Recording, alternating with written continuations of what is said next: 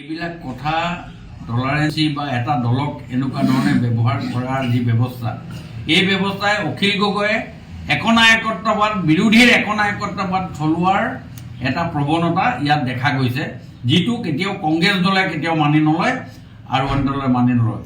এই ফেচিবাদী শব্দটোৱে হীৰেণ গোহাঁইৰ নিচিনা মানুহক যদি তেনেকৈ কয়, তেওঁ ঠিকাদাৰ বুলি কৈছে কংগ্ৰেছ, ঠিকাদাৰ বুলি যদি তেওঁ কৈছে, এই ঠিকাদাৰ বুলি কোৱা কথাটো লৈ পেলাই এটা সময়ত এই অখিল গগৈয়ে আমাৰ হিমন্ত বিশ্ব শৰ্মা ডাঙৰীয়াক বহু ধৰণৰ কথা তেওঁ বক্তব্য ৰাখিছিল।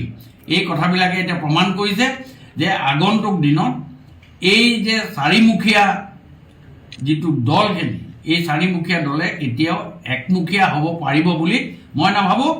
আৰু ইয়াৰ বৰ্তমান কংগ্ৰেছ দলক মানসিকভাৱে কংগ্ৰেছ দলক আৰু দুৰ্বলে কৰিব আৰু আগন্তুক দিনত কংগ্ৰেছ দলত মোৰ হিচাপত কংগ্ৰেছ দল নামি ছিংগুল ডিজিটত থাকিব ২৬ৰ নিৰ্বাচনত।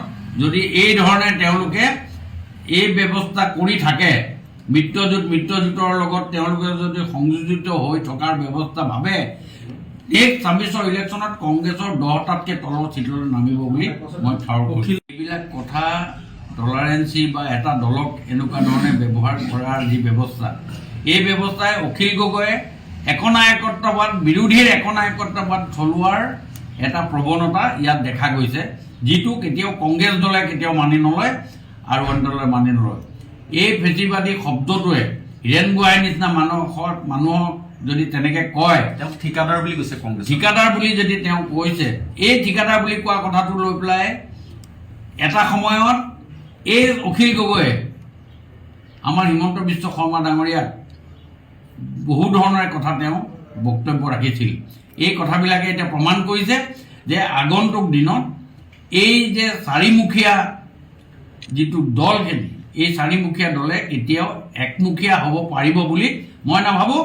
আৰু ইয়াৰ বৰ্তমান কংগ্ৰেছ দলক মানসিকভাৱে কংগ্ৰেছ দলক আৰু দুৰ্বলে কৰিব আৰু আগন্তুক দিনত কংগ্ৰেছ দলত মোৰ হিচাপত কংগ্ৰেছ দল নামি ছিংগুল ডিজিটত থাকিব ২৬ৰ নিৰ্বাচনত। যদি এই ধৰণে তেওঁলোকে এই ব্যৱস্থা কৰি থাকে, মিত্ৰজোঁটৰ লগত তেওঁলোকে যদি সংযোজিত হৈ থকাৰ ব্যৱস্থা ভাবে, এই ২৬ৰ ইলেকশ্যনত কংগ্ৰেছৰ ১০টাতকৈ তলৰ চিটলৈ নামিব বুলি মই ঠাৱৰ কৰিছোঁ।